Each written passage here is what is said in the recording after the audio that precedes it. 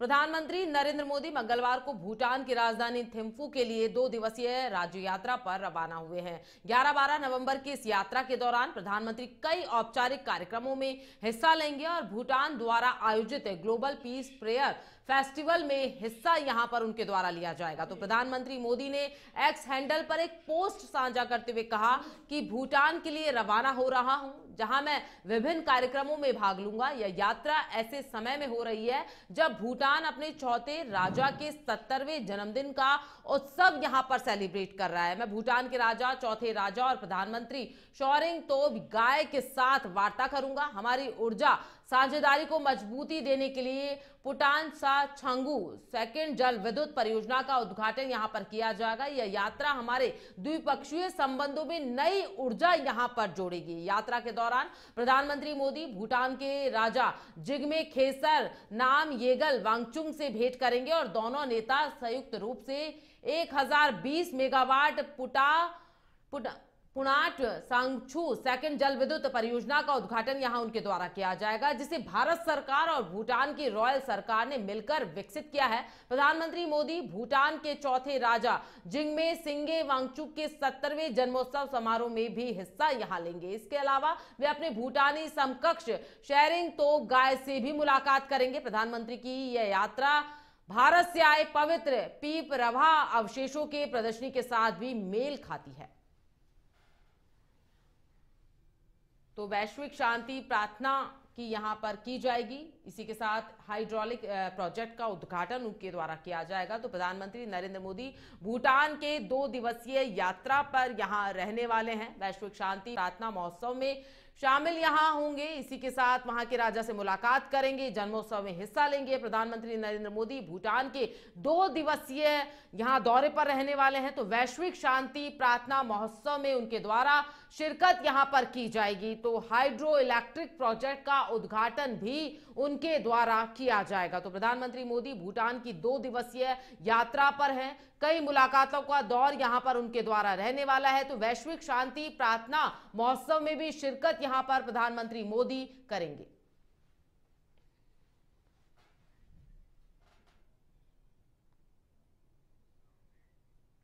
बिहार विधानसभा के दूसरे और आखिरी फेज के लिए वोटिंग जारी है। 20 जिलों की 122 सीटों पर मतदान हो रहा है।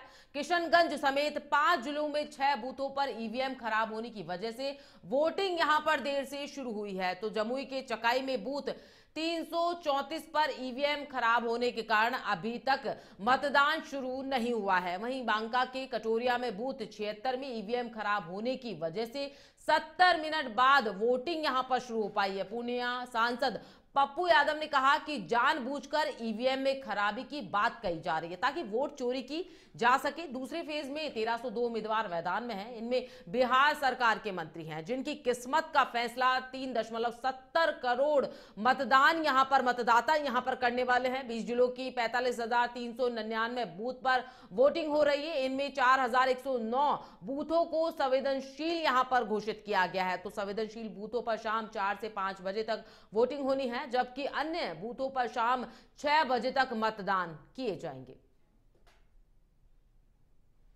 तो बिहार चुनाव में दूसरे मतदान यहां पर दूसरे चरण का जो मतदान है वो जारी है। दूसरे चरण में 122 सीटों पर वोटिंग यहां पर की जाएगी। तो संवेदनशील बूथों पर शाम 4 से 5 बजे तक वोटिंग होनी है, जबकि अन्य जो बूथ हैं उन पर शाम 6 बजे तक मतदान यहां पर जारी रहने वाले हैं।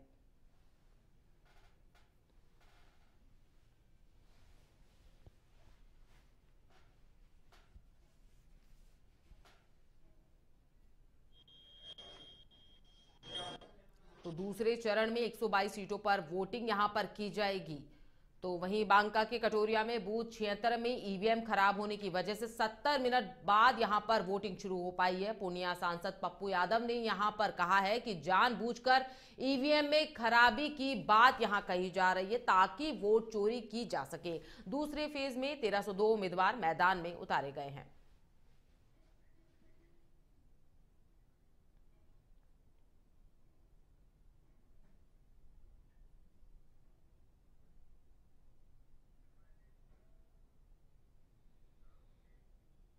दिल्ली के Lal Qila metro station gate number 1 के पास सोमवार शाम करीब 6:50 पर भीषण धमाके ने राजधानी को दहला दिया है। एक हुंडई 120 कार ने अचानक से विस्फोट हुआ, जिसमें आग तेजी से फैल गई और अचानक आसपास खड़ी गाड़ियां और कई ऑटो जलकर खाक हो गए। हादसे में कम से कम 8 लोगों से ज्यादा की मौत की खबर सामने आ रही है, जबकि कई गंभीर रूप से घायल बताए जा रहे हैं, जिनका LNJP अस्पताल में इलाज जारी है। धमाके के बाद इलाके में भारी अफरा तफरी यहां पर मची हुई है। चश्मदीदों के मुताबिक मौके पर चारों ओर धुआं और लाशों के टुकड़े यहां पर बिखरे हुए थे। सूचना मिलते ही 20 से अधिक fire tender, Delhi police, SNG, NIA और फॉरेंसिक टीमें मौके पर पहुंची। सरकार ने इसे संभावित आतंकी हमला मानते हुए UAPA के तहत मामला दर्ज किया है। गृह मंत्री अमित शाह ने मौके पर दौरा किया है और उसके आदेश यहां पर दिए गए। देश भर में हाई अलर्ट यहां पर जारी कर दिया गया है। मंगलवार को ब्लास्ट से ठीक पहले CCTV फुटेज सामने आया, जिनमें एक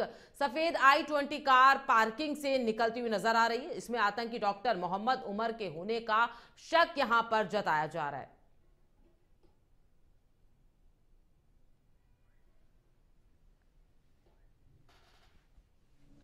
ब्लास्ट की सूचना आते ही 10 मिनट में Delhi crime branch, Delhi special branch की टीमें स्पॉट पर पहुंची है।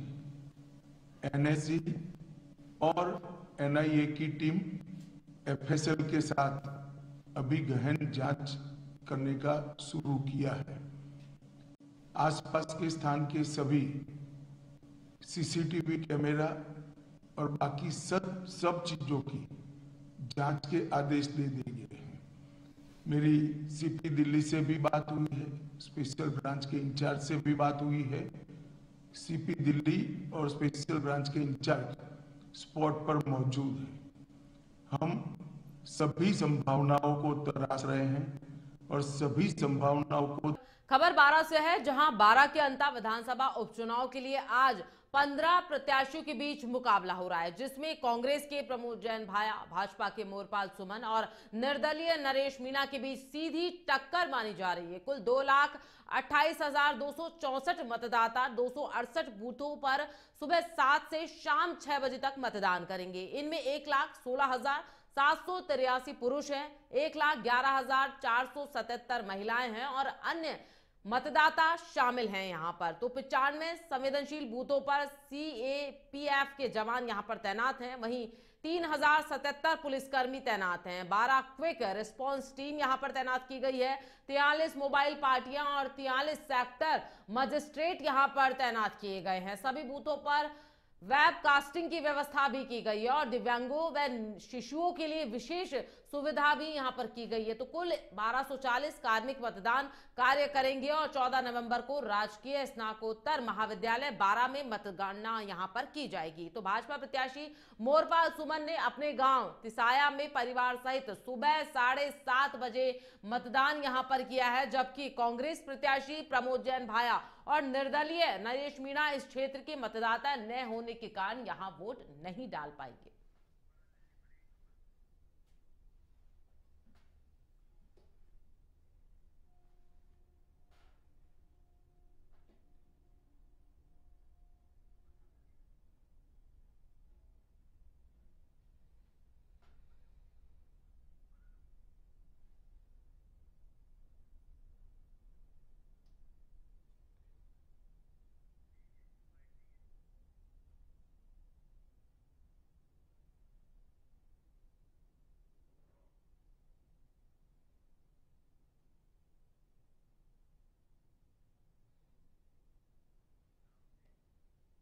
बॉलीवुड के एक्टर दिग्गज धर्मेंद्र का निधन हो गया। ही मैन कहलाने वाले एक्टर ने 89 साल की उम्र में आखिरी सांस ली है। धर्मेंद्र पिछले कई दिनों से मुंबई के बीच कैंडी हॉस्पिटल में एडमिट थे और वहीं इलाज के दौरान उन्होंने अपना दम तोड़ दिया। दिग्गज एक्टर के निधन से बॉलीवुड में शोक की लहर दौड़ गई है। धर्मेंद्र के निधन की खबर बॉबी देओल के PR टीम की तरफ से दी गई है।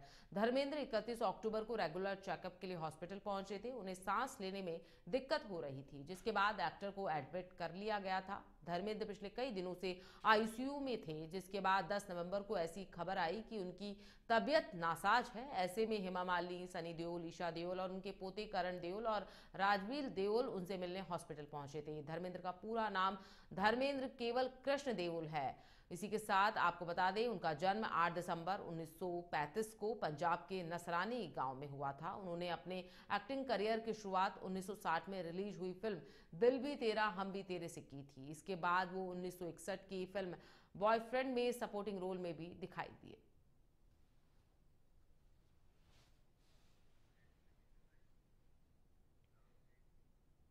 बारां के अंता विधानसभा उपचुनाव के लिए आज 15 प्रत्याशियों के बीच मुकाबला हो रहा है, जिसमें कांग्रेस के प्रमोद जैन भाया, भाजपा के मोरपाल सुमन और निर्दलीय नरेश मीणा के बीच सीधी टक्कर मानी जा रही है। कुल 2,28,264 मतदाता 268 बूथों पर सुबह 7 बजे से शाम 6 बजे तक मतदान यहां पर कर पाएंगे। इनमें 1,16,783 पुरुष, 1,11,477 महिलाएं और 4 अन्य मतदाता शामिल हैं।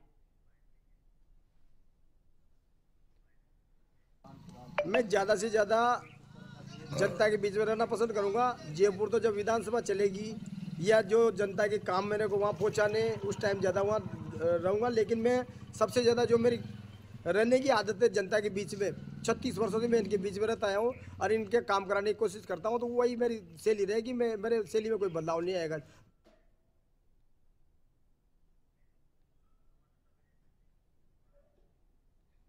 इस खबर पर ज्यादा जानकारी के लिए हमारे साथ फोन लाइन पर बारां संवाददाता वीरेंद्र सिंह जुड़ चुके हैं। वीरेंद्र, क्या कुछ माहौल यहां पर नजर आ रहा है? आज यहां पर फैसला होना है, इसी के साथ मतदान यहां पर डलना है, तो क्या स्थिति है? क्या कुछ समीकरण यहां पर नजर आ रहे हैं? क्या कुछ माहौल यहां पर देखने को मिल रहा है?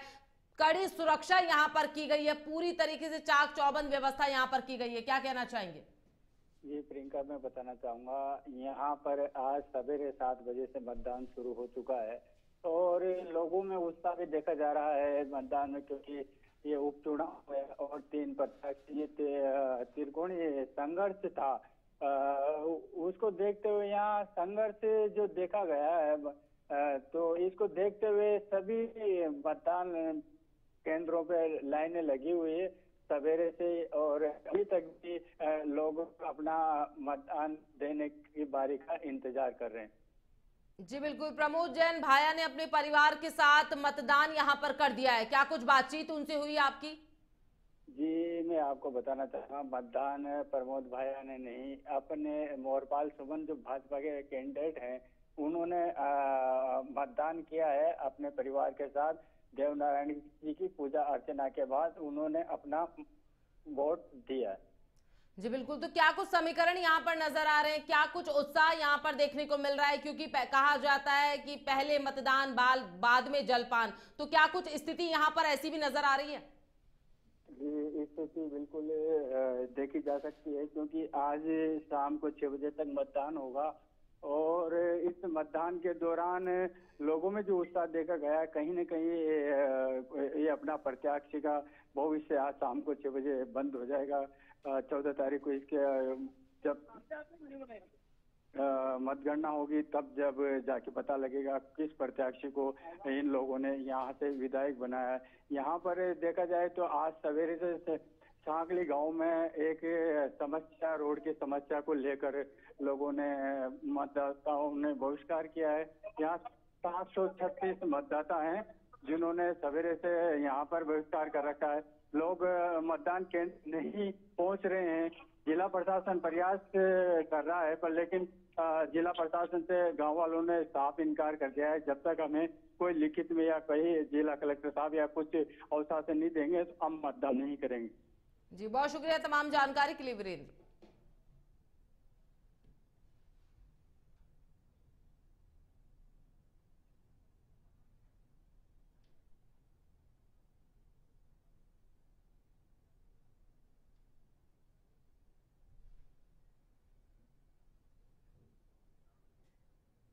खबर अजमेर के पिसानगंज से है, जहां पुलिस ने नाबालिग से दुष्कर्म के मामले में 19 वर्षीय आरोपी मनीष उर्फ मुनेश निवासी केसरपुरा मेवाड़िया को गिरफ्तार कर न्यायालय में पेश किया है, जहां से उसे न्यायिक अभिरक्षा में भेज दिया जाएगा। थानाधिकारी प्रहलाद साय ने बताया कि 7 नवंबर को नाबालिग के परिजनों ने रिपोर्ट यहां दर्ज करवाई थी, जिसके बाद पॉक्सो एक्ट व जेजे एक्ट की धाराओं में मामला दर्ज जांच शुरू कर दी गई है। मामले को दर्ज किया गया है। मामले की गंभीरता को देखते हुए प्रहलाद साय के नेतृत्व में विशेष टीम बनाई गई है, जिसने लगातार सुराग जुटाते हुए आरोपी को त्वरित कार्रवाई में दबोच लिया। गिरफ्तारी टीम में थानाधिकारी प्रहलाद साय, मांगलिया वास थानाधिकारी Dinesh Kumar Chaudhary, ASI Ganesh Ram Samariya, head constable Sunil Kumar Dhetarwal, constable Joraram Jat, Dinesh Chaudhary, Jagdish Prasad और इंद्राज शामिल थे।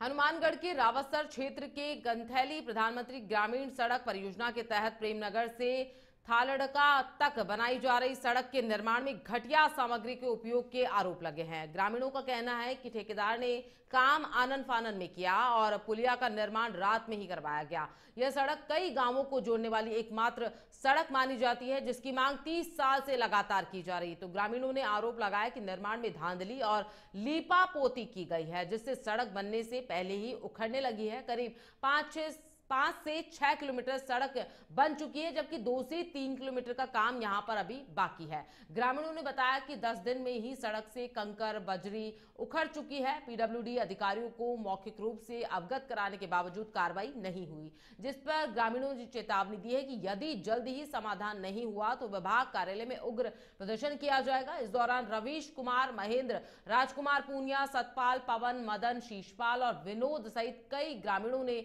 नाराजगी व्यक्त की है।